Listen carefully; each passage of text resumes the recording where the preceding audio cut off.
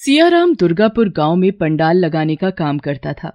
खास तौर पर नवरात्रि के दिनों में सियाराम को खूब काम मिलता था, क्योंकि नवरात्रि के हर दिन गांव में कोई न कोई माता रानी का जागरण या भजन कीर्तन करवाता ही रहता था। इसके साथ ही सियाराम खुद भी माँ दुर्गा का परम भक्त था।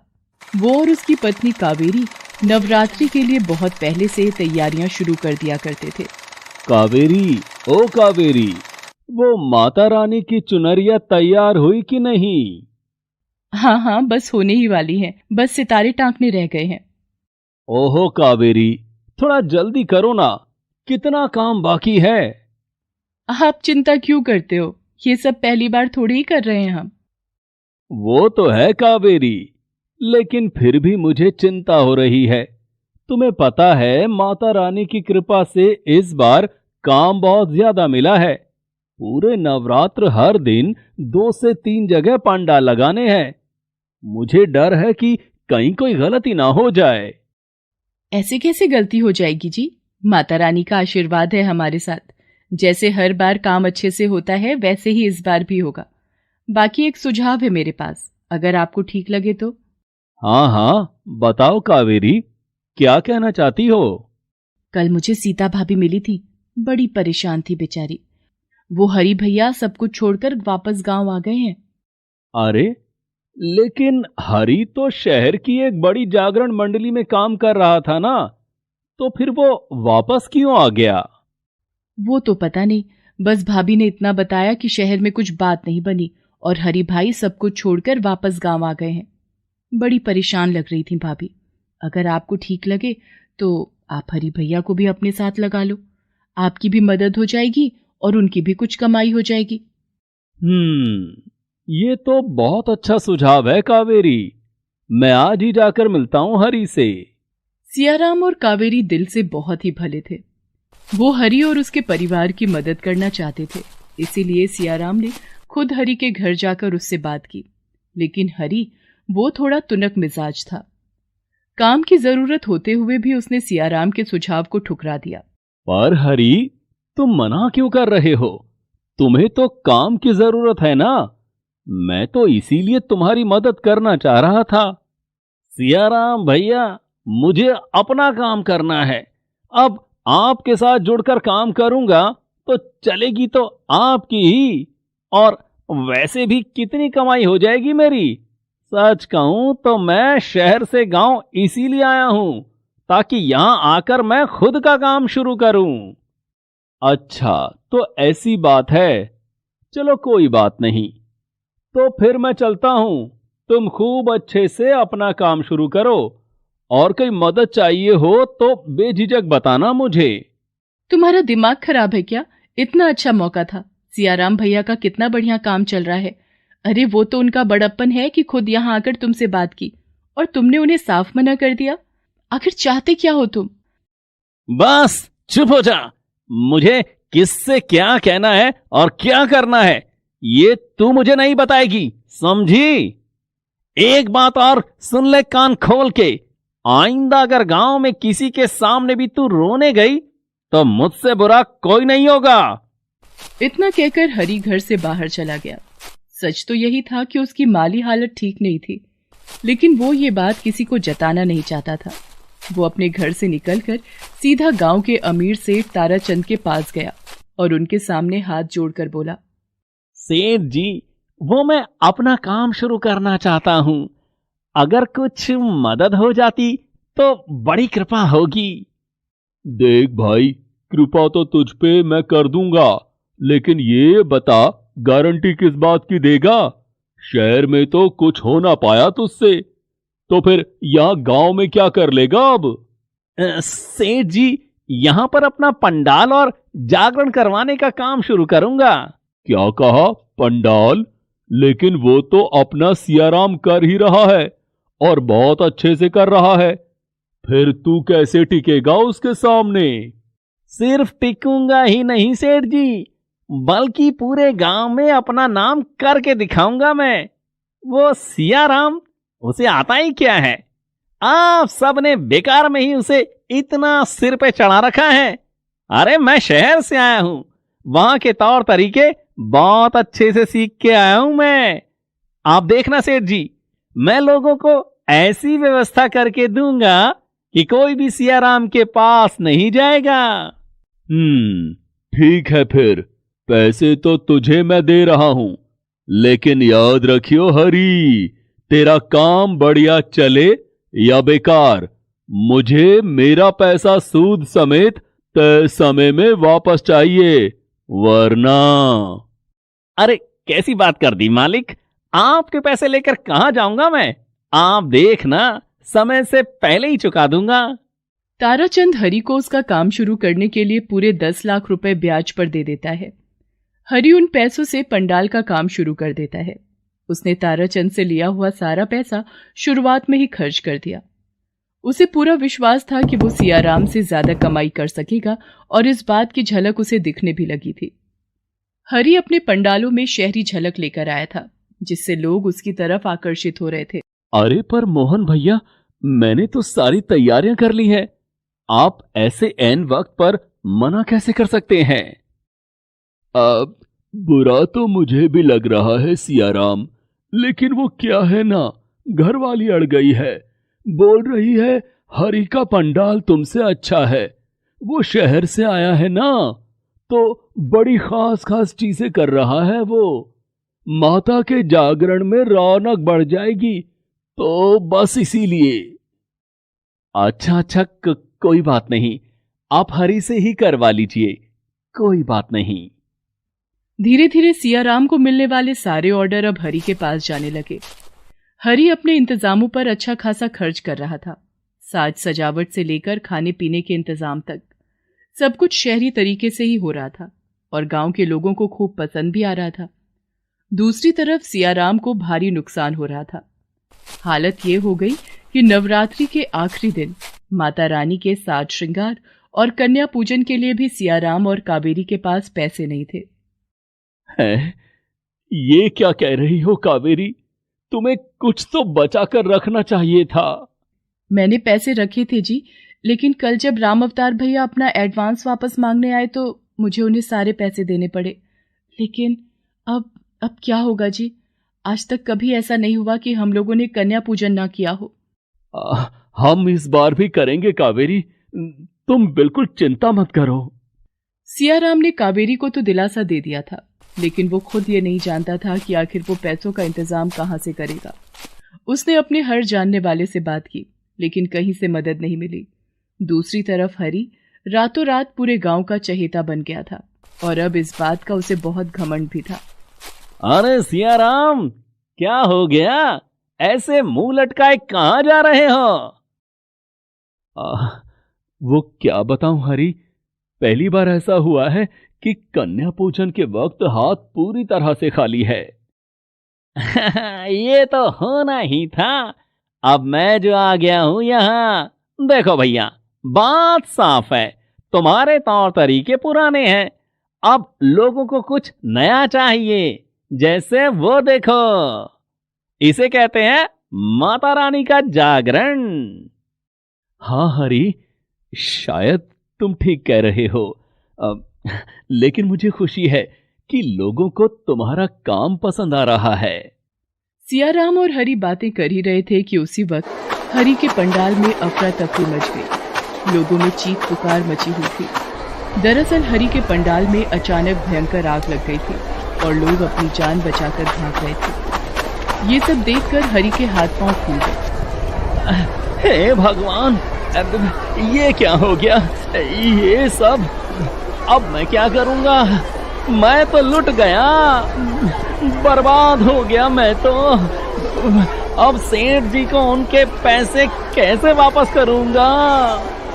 इस सब की चिंता बाद में करना हरि, पहले हमें लोगों की मदद करनी चाहिए। चलो जल्दी चलो। सियाराम हरि की पूरी मदद करता है। वो गांव के लोगों को तो बचाता ही है, साथ ही साथ जितना मुमकिन हो सका उसने हरि के पंडाल की चीजों को भी बचाने की कोशिश की। लेकिन इस सब के बावजूद हरि का काफी नुकसान हो चुका था और गांव के लोग बहुत गुस्से में थे। हरि, क्या है ये सब? इतनी बड़ी लापरवाही? जाने दीजिए मोहन भैया, ये पहले से ही बहुत परेशान है। इसकी तरफ से मैं माफी मांगता हूं आप सभी से। नहीं सियाराम, माफी तो हमें मांगनी चाहिए, और वो भी तुमसे। इस हरी के शहरी टीम टाम के चक्कर में हमने तुम्हें किनारे कर दिया, जो इतने सालों से सब कुछ इतने अच्छे से कर रहा था, वो भी इतने कम पैसों में। इस हरी ने हमसे पैसे भी ज्यादा लिए, और फिर देखो क्या हुआ। हो सके तो हमें माफ कर दो। कोई बात नहीं मोहन भैया, लेकिन मेरी आप सभी से विनती है कि जो मेरे साथ हुआ, अब वो हरी के साथ नहीं होना चाहिए। इस आग की वजह से इस बेचारे को बहुत नुकसान हुआ है, तो हम सबको मिलकर इसकी मदद करनी चाहिए। सियाराम की बात सुनकर हरी बहुत ही शर्मिंदा हो जाता है। मुझे माफ कर दो भैया। सच तो ये है कि मैंने हमेशा आपको दबाकर खुद ऊंचा उठने की कोशिश की, इसलिए मैं ना तो शहर में कुछ कर पाया और ना ही यहां गांव में। जो हुआ उसे भूल जाओ हरी। तुम चाहो तो हम दोनों अब भी मिलकर काम कर सकते हैं। सियाराम की बात सुनकर हरी उसके गले लग गया। उसने सबसे पहले सियाराम के साथ मिलकर खूब अच्छे से कन्या पूजन किया और फिर पूरे मन से सियाराम के साथ मिलकर काम करने लगा। हरी के नए तौर तरीकों और सियाराम की मेहनत से उन दोनों ने जल्दी ही खूब नाम कमा लिया, और सिर्फ गांव ही नहीं बल्कि वो दोनों शहर जाकर भी माता रानी के जागरण करवाने लगे। गरीब बांझ बहू की नवरात्रि।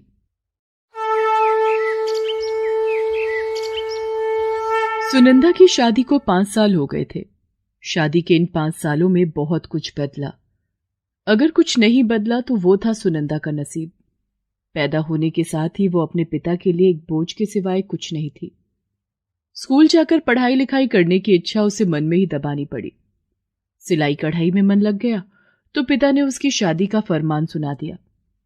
शादी के बाद घर गृहस्थी के बोझ तले मानो सुनंदा की सारी उम्मीदें टूट चुकी थीं। लेकिन इस सब के बीच भी सुनंदा के पास एक सहारा था, और वो था माता रानी का साथ। वो बचपन से ही मां दुर्गा की भक्त थी। वो जब भी उदास होती तो माता रानी का श्रृंगार करने लगती। ऐसा करने से वो अपने सारे दुख भूल जाती और खुश हो जाती। उसके पति केशव को भी उससे लगाव नहीं था। वो रिक्शा चलाता था। कमाने वाला वो अकेला और घर में खाने वाले 5 लोग, सुनंदा के सास ससुर, उसकी ननद और केशव के साथ वो खुद। तो कई बार केशव अपनी खींच भी सुनंदा पर ही उतार दिया करता था। ये लीजिए पानी। आथू, क्या है ये? क्या उबाल कर लाई है क्या? इतना गर्म पानी? जी वो इतनी गर्मी पड़ रही है ना, तो इसीलिए पानी रखे रखे गर्म हो गया। क्यों? वो जो मिट्टी का घड़ा था अपने घर में, उसे अपने मायके दे आई क्या? सिर्फ घड़ा होने से क्या होता है बेटा, उसमें नियम से पानी भी भर कर रखना होता है। और इस सालसन से कहां हो सकेगा इतना बड़ा काम। तू ठहर जा बेटा, मैं अभी भर देती हूं। माँ जी वो घड़ा नहीं है। हैं? नहीं है का क्या मतलब? कहाँ गया वो? क्या सच में दे आई अपने मायके? माँ जी वो कल पड़ोस के बच्चे जब यहाँ खेलने आए थे तो उन्हीं से टूट गया था वो। हे भगवान, अब बताओ, एक ही तो घड़ा था घर में, सारी गर्मियां उसी के सहारे तो कटती थी, वो भी तुड़वा दिया इसने।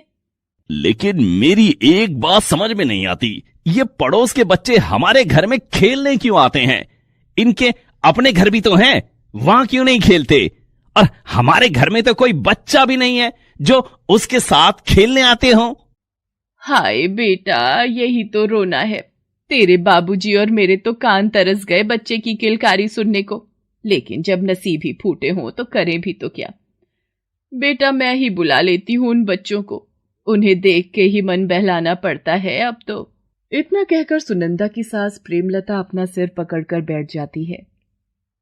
केशव उसके पास जाता है और कहता है, मां तुम परेशान मत हो, अब तुम ही बताओ क्या करूं मैं? कितने डॉक्टर, कितने वैद्य, सबको तो दिखा दिया इसे। लगता है मेरी किस्मत में औलाद का सुख है ही नहीं। नहीं ऐसा मत बोल बेटा, देख मैंने तुझे पहले भी कई बार समझाया, अब फिर से कह रही हूं, ये करम जली तो तुझे बच्चा दे नहीं सकेगी। बेटा ये बांझ है बांझ। मेरी मान तो तू दूसरी शादी कर ले। वो मेरी सहेली है ना कांता, वो तो आज भी अपनी बेटी हमें देने को तैयार है। माँ जी, ये आप क्या कह रही हैं? मेरे होते हुए ये दूसरी शादी कैसे कर सकते हैं? मैं ऐसा नहीं होने दूंगी। ये गलत है। सुनंदा की बात सुनकर केशव फौरन अपनी जगह से उठता है और सुनंदा के गाल पर एक जोरदार तमाचा जड़ देता है। तेरी इतनी हिम्मत कि तू मां से ऊंची आवाज में बात करे। गलती मेरी ही है। मुझे मां की बात पहले ही मान लेनी चाहिए थी। मां, तुम कांता मौसी से बात कर लो। मैं तैयार हूं शादी के लिए। अब बस बहुत हो गया। इस मनुष्य की शक्ल और नहीं देखनी मुझे भी। नहीं, ऐसा मत कीजिए। मुझे मत छोड़िए। मैं कहां जाऊंगी? कहीं भी जा, पर हमारा पीछा छोड़, समझी ना? चल अभी के अभी निकल मेरे घर से। और सुन, अगर दोबारा दिख गई ना यहां तो तुझे जिंदा गाड़ देगा मेरा बेटा, याद रखना। केशव और उसकी मां प्रेमलता सुनंदा को धक्के मारकर घर से बाहर निकाल देते हैं। सुनंदा अपने मायके जाने के बारे में सोचती है, लेकिन वो जानती थी कि वहां भी उसे कोई नहीं अपनाएगा। सुनंदा अकेली रोती हुई चली जा रही थी। अचानक उसे माता रानी का मंदिर दिखाई दिया। मंदिर को देखकर उसे याद आया, कल से तो माता रानी के नवरात्रे शुरू हो रहे हैं। मैं घर पर होती तो खूब अच्छे से माता रानी का श्रृंगार करती, लेकिन अब क्या होगा? ये सोचकर सुनंदा रोने लगती है। वहीं पास में मंदिर के पंडित जी खड़े थे। वो सुनंदा को जानते थे, क्योंकि नवरात्रि पर हर रोज वो इसी मंदिर में माता रानी की पूजा करने आया करती थी। सुनंदा को रोते देखकर पंडित जी उसके पास आए और उससे बोले, बेटी, तुम रो क्यों रही हो? क्या बात है? सुनंदा पंडित जी को सारी बात बताती है। फिर पंडित जी उससे कहते हैं, धीरज रखो बेटी।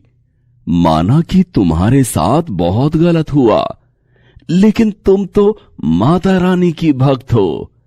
इस मुश्किल समय में भी माता रानी तुम्हारे साथ हैं। तुम परेशान मत हो। अगर तुम चाहो तो यहां मंदिर में रह सकती हो। और वैसे भी कल से माता रानी के नवरात्रे शुरू हो रहे हैं, और तुमसे अच्छा माता रानी का श्रृंगार तो कोई कर ही नहीं सकता। पंडित जी की बातों ने जैसे सुनंदा को जीने की वजह दे दी थी। अब मंदिर का आंगन ही उसका घर बन गया। उसने पूरी श्रद्धा से नवरात्रि के व्रत रखे और पूरे मन से हर रोज माता रानी का श्रृंगार करने लगी। पंडित जी मंदिर में आए चढ़ावे में से कुछ पैसे और पेट भरने लायक प्रसाद उसे दे दिया करते थे। इस तरह सुनंदा अपना गुजारा करने लगी। वो सुबह जल्दी उठकर पूरा मंदिर साफ करती और फिर माता रानी का श्रृंगार करने के बाद सारा दिन मंदिर के आंगन में ही माता रानी के भजन कीर्तन करती। मंदिर में जो भी आता उसके भजन सुनकर माता की भक्ति में खो जाता। तुमको निश दिन ध्यावत हरि ब्रह्मा शिव जी, ओम जय अम्बे गौरी, जय अम्बे गौरी, मैया जय श्यामा गौरी। तुमको निश दिन ध्यावत हरि ब्रह्मा शिव जी, ओम जय अम्बे गौरी। फिर कुछ दिनों के बाद, अरे ये क्या कर रही हो सुनंदा? दीदी, कल नवमी है तो कन्या पूजन की तैयारी कर रही हूँ। आप अपनी बेटी माला को समय से भेज देना। कल सुबह यही मंदिर के आंगन में ही कन्या पूजन होगा। वो सब तो ठीक है, पर ये बताओ, कन्या पूजन तुम करोगी क्या? और माता रानी का प्रसाद वो भी तुम ही बनाओगी क्या? हाँ दीदी, वैसे तो हर साल पंडित जी हलवाई को बुलवाते थे, लेकिन इस बार मैंने ही उनसे मना कर दिया। अब जब मैं हूं यहाँ तो मैं अपने हाथों से माता रानी का भोग बनाऊंगी। अच्छा दीदी, आप पूजा करो, मैं चलती हूँ। कल के लिए बहुत सी तैयारियां करनी है। सुनंदा वहां से चली गई और जो महिला उससे बात कर रही थी वो मंदिर के अंदर आ गई। सुनंदा से बात करने के बाद से ही उसके चेहरे के हाव भाव कुछ अलग से थे। मंदिर में उसे जैसे ही पंडित जी दिखाई दिए तो वो फौरन उनके पास गई और बोली, पंडित जी, ये क्या हो रहा है यहाँ, वो भी आपके होते हुए? क्या हुआ बेटी, क्या हो रहा है यहाँ? देखिए, मंदिर की साफ सफाई तक तो ठीक था। वो सुनंदा माता रानी का श्रृंगार करने लगी तो भी हमने कुछ नहीं कहा, लेकिन अब वो कन्या पूजन भी करेगी और प्रसाद भी उसी के हाथों से बनेगा क्या? ये तो बहुत गलत हो जाएगा पंडित जी। क्यों? ये सब अगर सुनंदा करे तो उसमें क्या बुराई है? मैं कुछ समझा नहीं। पंडित जी, ऐसे अनजान क्यों बन रहे हैं आप? सारा गांव जानता है वो एक बांझ है, बांझ। तभी तो उसके पति ने छोड़ दिया उसे। सुना है वो तो अब दूसरी शादी भी करने वाला है। तो आप ही बताइए, जिस औरत पर इतना बड़ा लांछन लगा हो तो उसके हाथों से कन्या पूजन करवाना और प्रसाद बनवाना क्या ठीक है? देखिए पंडित जी, अगर वो ये सब करेगी तो मैं तो अपनी माला को नहीं भेजूंगी यहां कन्या पूजन के लिए, फिर आप देख लेना। इतना कहकर वो महिला वहां से चली गई। पंडित जी मुस्कुरा रहे थे। तभी उन्हें किसी के रोने की आवाज सुनाई दी। वो सुनंदा थी, जो पास ही खड़ी थी और सब कुछ सुन चुकी थी। पंडित जी उसे कुछ समझा पाते उससे पहले ही वो रोती हुई माता रानी की मूर्ति के पास गई और रोते हुए बोली, माँ, ये कब तक सहना होगा मुझे? घर परिवार सब छूट गया, अब आपका साथ भी छोड़ना होगा क्या? नहीं माँ, इससे अच्छा तो मैं मर ही जाऊं, वही अच्छा रहेगा। नहीं बेटी, इतनी जल्दी हिम्मत मत हारो। तुम माता रानी की शरण में हो। मुझे पूर्ण विश्वास है कि वो तुम्हारे दुख का निवारण अवश्य करेंगी। अभी ऐसा करो, कल के प्रसाद और माता रानी के श्रृंगार के लिए जो कुछ चाहिए वो सब जाकर ले आओ बाजार से। लो, ये पैसे भी रख लो। लेकिन पंडित जी, मैं नहीं, आप किसी और से करवा लीजिए सब कुछ। नहीं बेटी, पूरे नवरात्रे तुमने माता रानी की सेवा की है, तो नवमी पर तुम्हारा यह अधिकार मैं तुमसे कैसे छीन सकता हूं? तुम कुछ मत सोचो और बाजार से जाकर ये सामान ले आओ। बाकी सब माता रानी पर छोड़ दो, ठीक है? पंडित जी की बात मानकर सुनंदा उनसे पैसे लेकर बाजार की तरफ चल देती है। वो बाजार पहुंचने ही वाली थी कि अचानक एक जगह उसे कुछ लोगों की भीड़ दिखाई दी। उसने पास जाकर देखा तो वहां एक कार का भयंकर एक्सीडेंट हो रखा था। वहीं पास में ही एक छोटी सी बच्ची जोर जोर से रो रही थी। कोई उस बच्ची की मदद के लिए आगे नहीं आ रहा था। सुनंदा ने जैसे ही ये सब देखा तो उसने फौरन उस बच्ची को गोद में उठा लिया। फिर उसने बच्ची के माँ बाप की तरफ देखा जिनकी मौत हो चुकी थी। सुनंदा ने फौरन उस बच्ची को गले से लगा लिया और रोने लगी, लेकिन इस बार उसके आंसुओं में खुशी भी झलक रही थी, क्योंकि वो समझ गई थी कि माता रानी ने उसे अपना आशीर्वाद दे दिया है, साथ ही जीने की वजह भी। Please subscribe this channel.